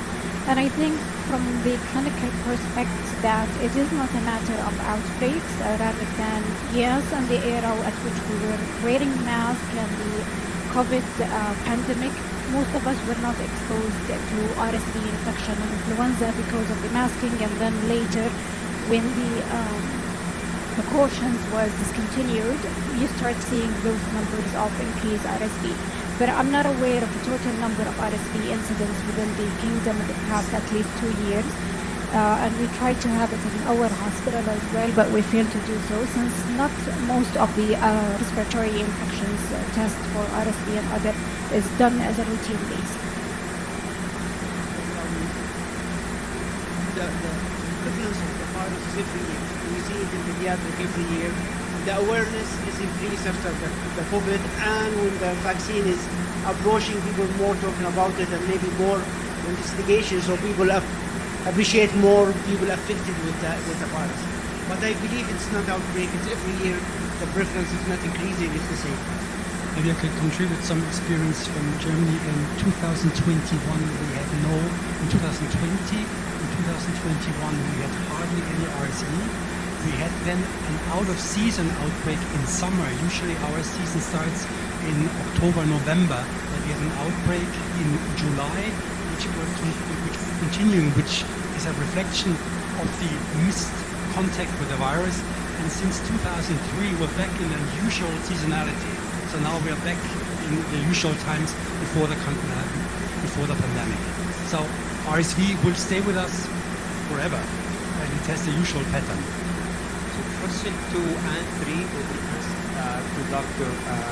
Schwartz regarding first pregnancy, especially with other vaccination, and the incident of Guillain-Barré in this vaccination. Okay, regarding pregnancy, you know that the other vaccine, the bivalent vaccine, is indicated also as a maternal vaccination. The position of STIKO at that point currently is that there is limited that the data are not yet complete and there is no evidence yet that it should be used in pregnancy, but it's licensed for use in pregnancy, that we have no recommendation.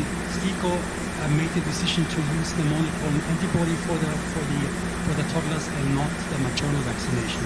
But it's licensed, you can do it as well, but the limitation is you have to plan your pregnancy very carefully, because you may end up in 6 months without efficacy if you come down the wrong time of the year, because the efficacy is only lasting for 5 to 6 months.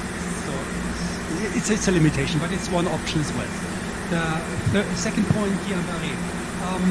We had an incidence with the Pfizer vaccine of 25 per 100,000 and an incidence initially reported for the GSK vaccine of 10 per 100,000.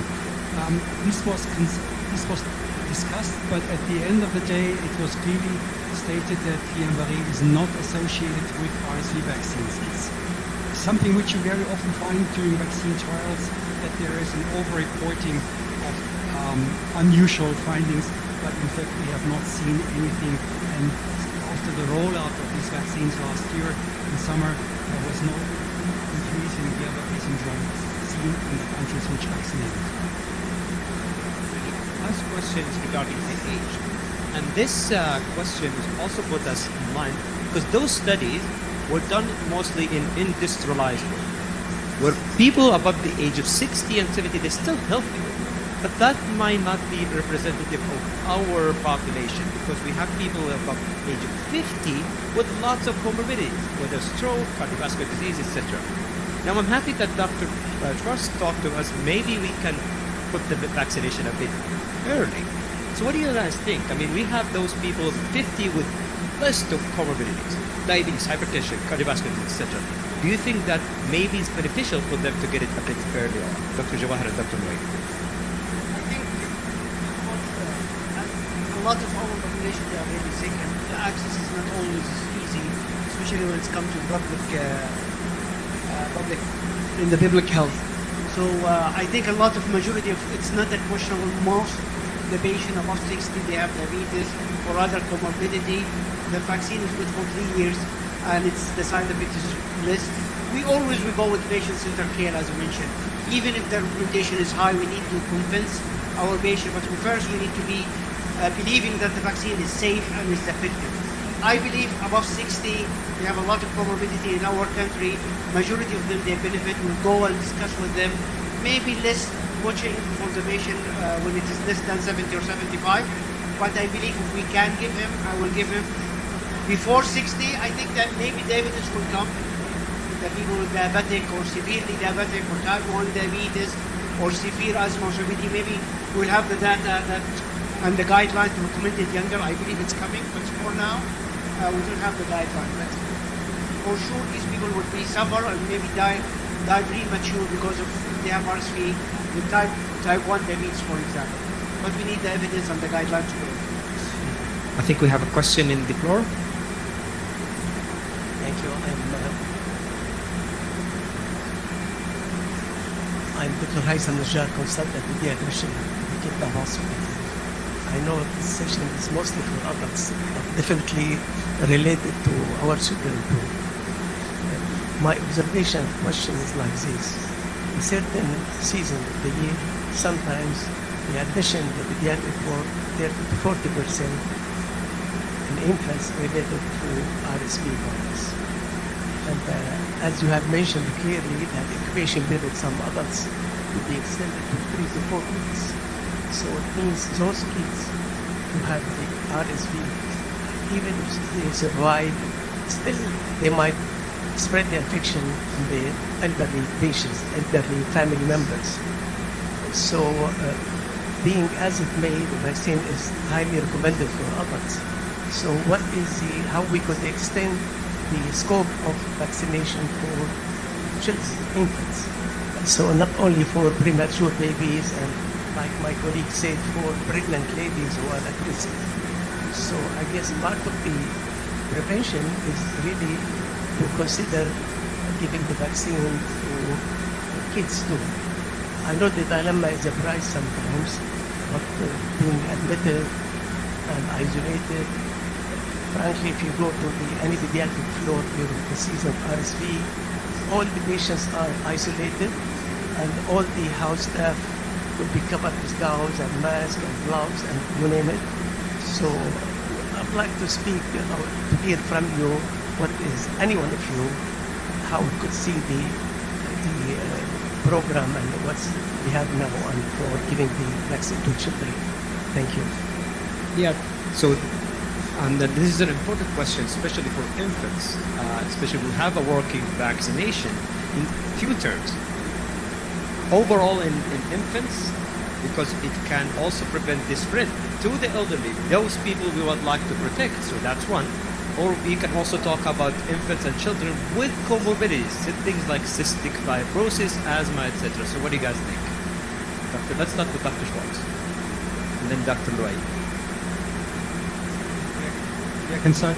We have a general recommendation to vaccinate all children in the first year of life in Germany since summer this year, and we're just about to roll out the program for pediatricians, which will be a challenge because we have 800,000 children to vaccinate every year, which is quite some tedious work for the pediatricians.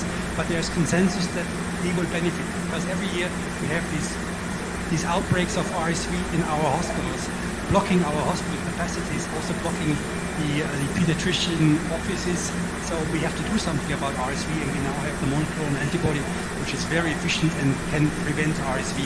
There's very good data from Galicia in Spain, where they vaccinated last year all children in Galicia, and we had an 80% reduction of hospital admissions, which is fantastic. So you can really wipe out RSV also in the pediatric population. You have to go for it, and I agree. It's currently very expensive, but it's worthwhile and it's cost-effective probably. It's coming for sure. Mostly, and as I mentioned in my presentation, most of the mortality is with the elderly. I agree, pediatric is admitted to ICU and in the ward, but we take care of them. Luckily, their mortality is really rare, but it's coming. So it's first stage for people with high mortality, more born to have complication, and then it will come for sure. The RSV vaccine in pediatrics and the and to prevent also the maternal transmission to the baby is coming soon, inshallah. That's excellent. There's another question there.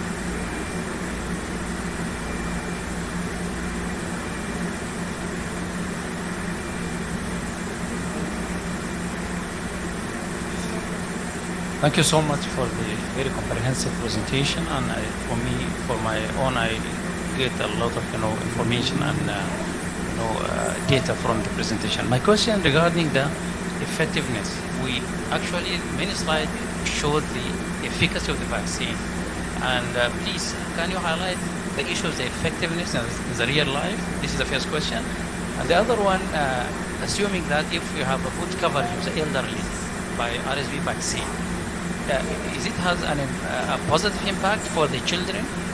And we know that the only available now is a monoclonal antibody for children. So if you have a high coverage rate for the elderly, is it have a positive impact to prevent the disease in the children? Thank you so much. I will start with the second part of the question. By vaccinating an elderly, does not prevent transmission to a child. So this is you protect individuals. So the elderly is protected, and you have to vaccinate the child as well. That's one thing. And the second point about effectiveness, we now have already an analysis from the first year of the use of this vaccine, of these vaccines, both vaccines in the US, and the effectiveness confirms the efficacy data from the clinical trials. So it's beneficial for the population if you roll out these vaccines in your elderly population. There is a question also on the floor. Please go ahead. Okay.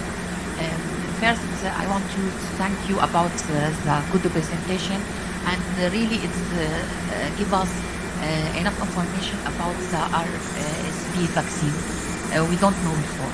But I want to ask you, Charles, about the cost effectiveness of introducing this vaccine.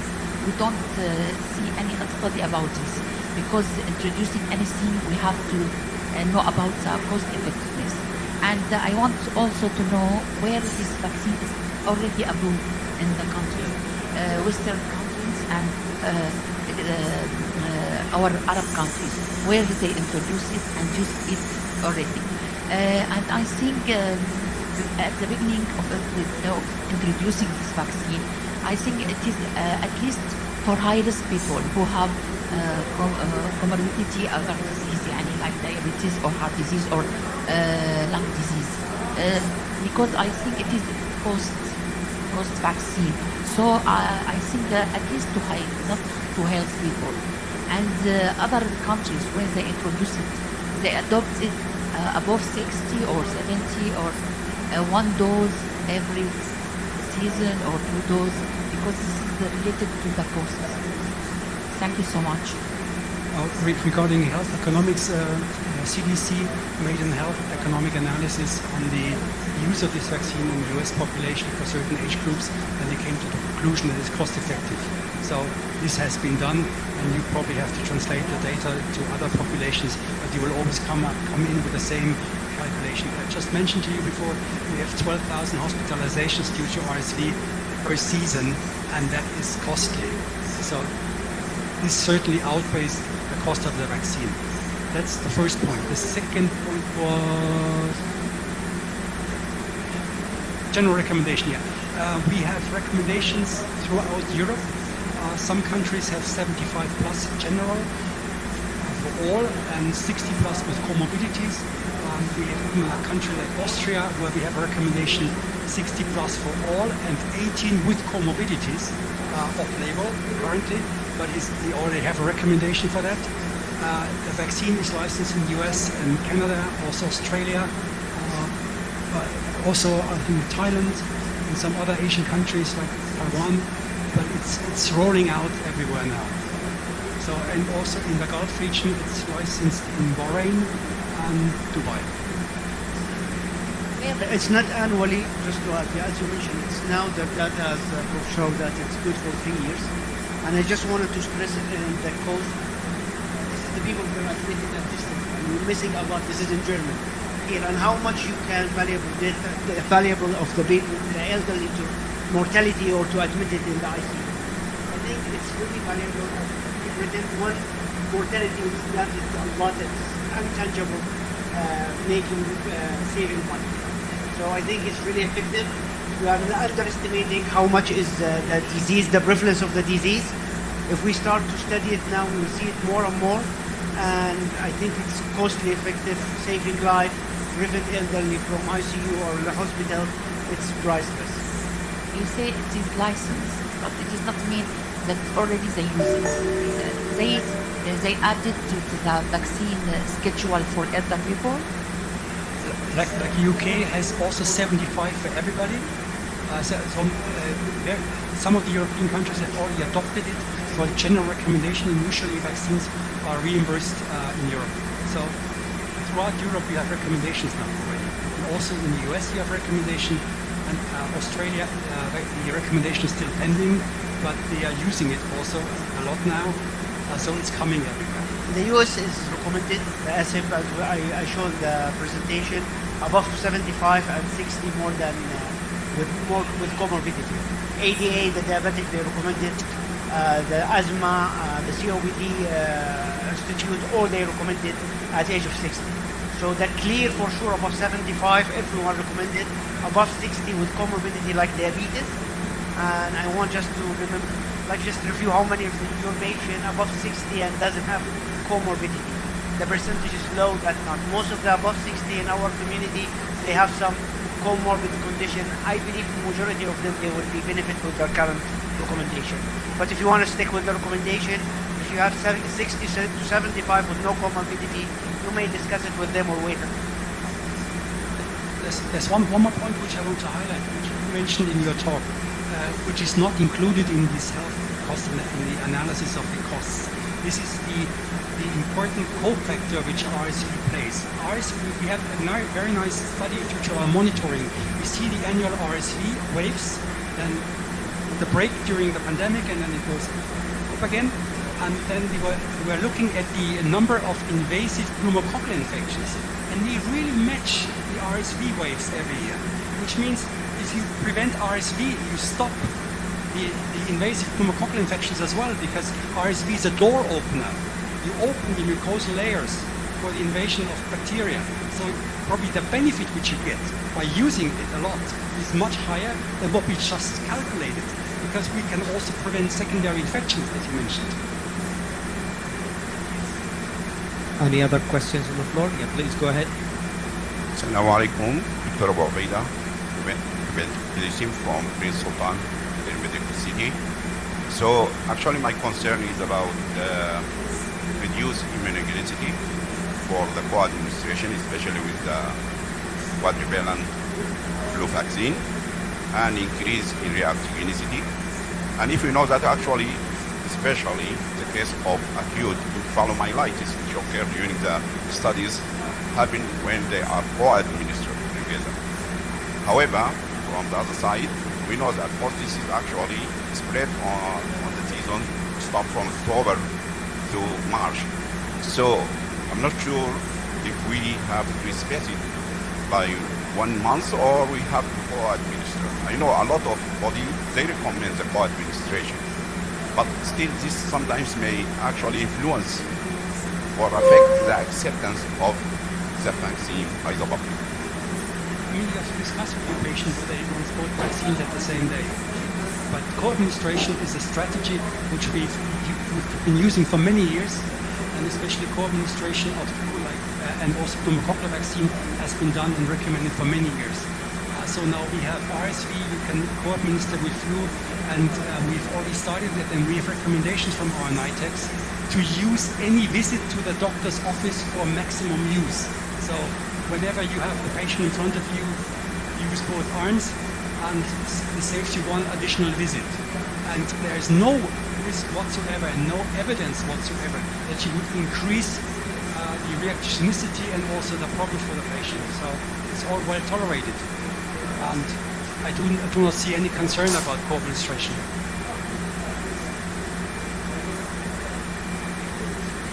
Any other questions on the floor? If not, then there is lots of questions online. They go through the same theme. What is the contraindications to this vaccination? That's one. And can it be given for people with immunosuppressive status, specifically transplant, cancer, etc.? So what do you guys think? There is no contraindication, no relevant contraindication. I mean, it's a killed vaccine. It's not a live vaccine, so you usually do not have contraindications with killed vaccines in general. You can administer killed vaccines to every immune-compromised.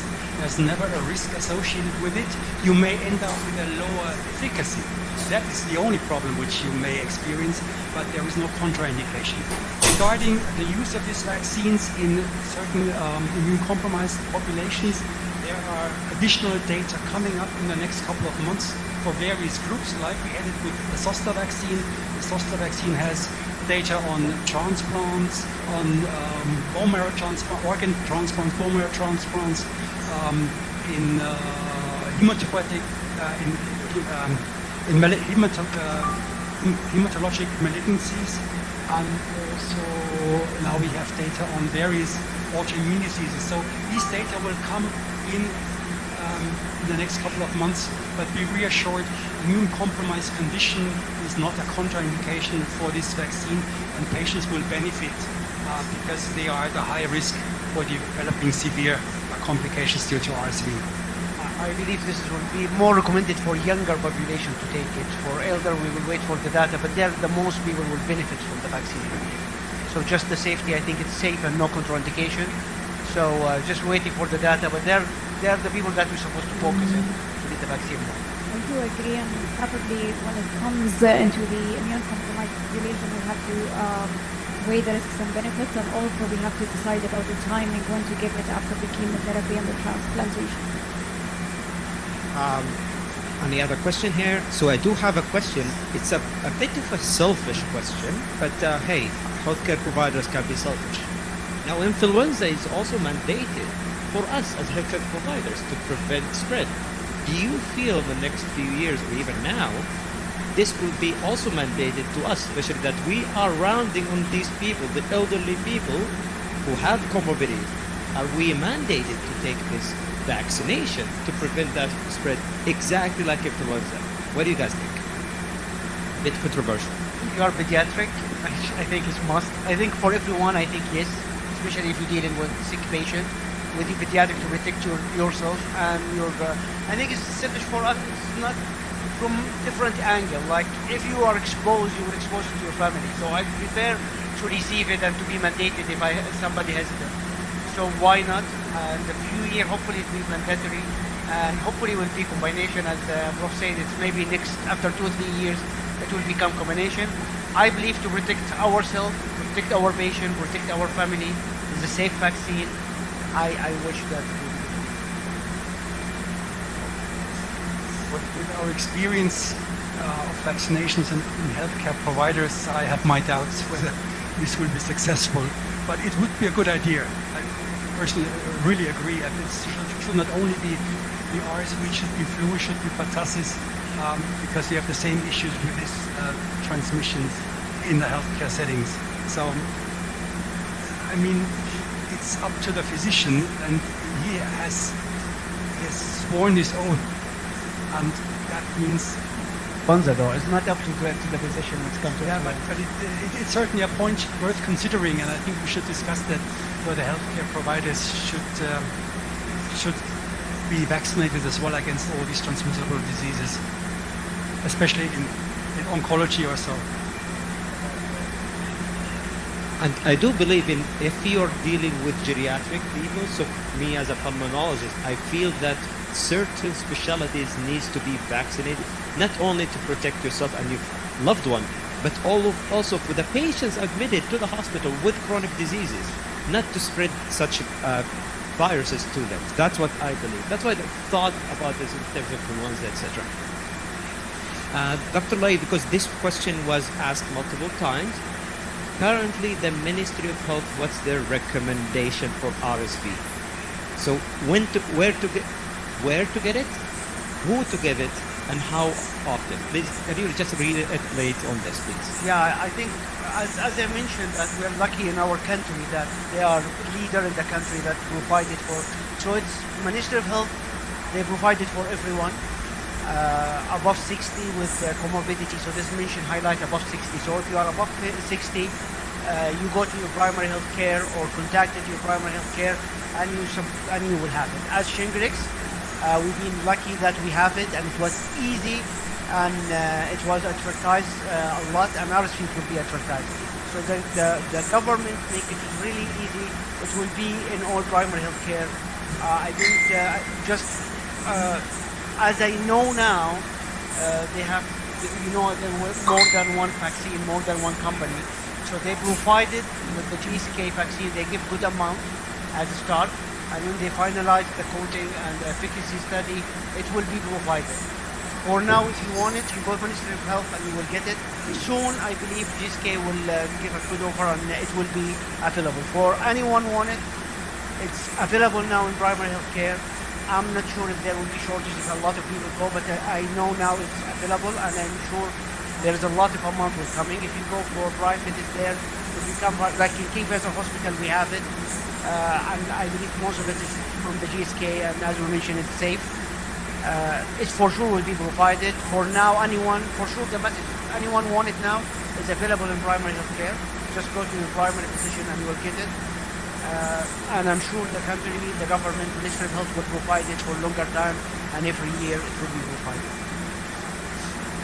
So a question mostly for Dr. Jawahir. Do you think that we'll have campaigns inside the malls, outside for RSV, and to get the actual vaccination similar to influenza? Do you think there is a value behind this, or just leave it to the primary care and hospital? What do you think? And I think that in most situations, the first responder to the healthcare system is the primary care, but also it's good always to educate the community about the risk of having such a preventable infection, and then that it will carry morbidities and mortalities. So having a campaign is always good.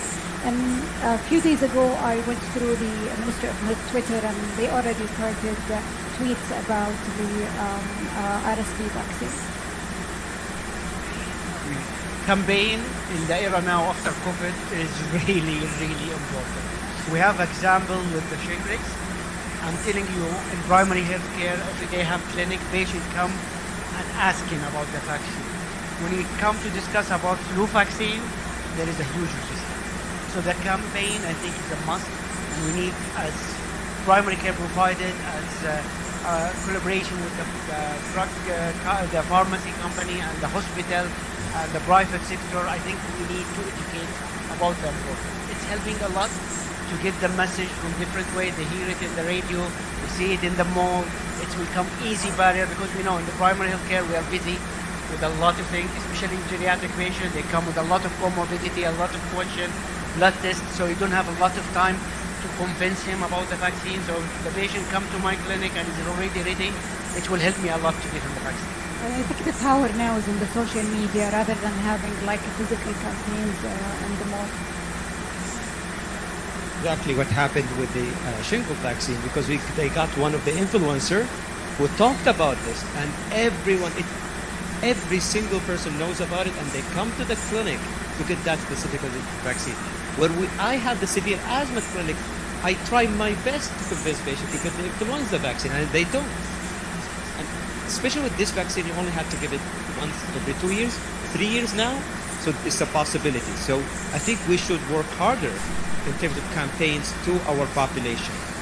So I think we covered all of the questions in terms of thematic. I'll give the floor to you guys if you would like to end with a few sentences on this. Right? So, again, I hope everyone today will agree about the messages we try to transmit it today. Geriatric patient, as a geriatrician, I saw the patient. Even when I was practicing the state, people admitted we don't know why they have a pneumonia, ICU. Some of them will lose them. Some of them they get complicated. At least the delirium, and it takes weeks after the pneumonia infection. It's really costly. The vaccine is available, it's safe, and it's every 3 years. I think we as the care provider, we need to believe in the vaccine, and if we believe in it, we will help our patients to receive. During the last few years, we learned a lot about the relevance of RSV for the elderly. We hadn't thought about that before. We learned this during the pandemic. And now we have a vaccine already available, and knowing how severe the outcomes can be with RSV. You are really lucky in the kingdom that you have got the vaccine available for free and for your population. And I truly believe that it will be a successful rollout of this vaccine, because breathing is important, and if you can't breathe, that is a problem. I echo what my colleagues say. If I want to add one thing, is درهم وقاية خير من ظفار علاج. So preventive medicine is where to go, and preventing the development of infection is very important for us to have a better quality of life and a healthy life during our seniorhood, inshallah. So I would recommend everyone to have the vaccine when they reach the age of 65, whether they have any comorbid diseases or not. So hopefully by now, we talked about the RSV, that it is a deadly virus, especially for elderly, especially for people with cardiovascular and pulmonary diseases, because it exacerbates those diseases and it can cause them, in fact, especially for people who are admitted. So we know this. Now RSV is bad. We now know we have solution for this. We have solution with a vaccine that's 95% effective against it. These guys use the carrot, but I'm going to use the stick. It's unfair for your patient who's above 60, especially with comorbidities, not to receive a vaccination from you guys, the primary care physicians, the internists, the pulmonologists, etc. If you have a 60 and you see your patient is above 60, please just give them the vaccination, especially that we have it for free in this country. At least point them to where to get it. That's our job, our duty coming from these sessions. And with this, I would like to thank our panelists, more importantly, you for attending this session. And lastly, would like to congratulate GSK for organizing these sessions. And with this, Jum'ah Mubarakah and Assalamu alaikum.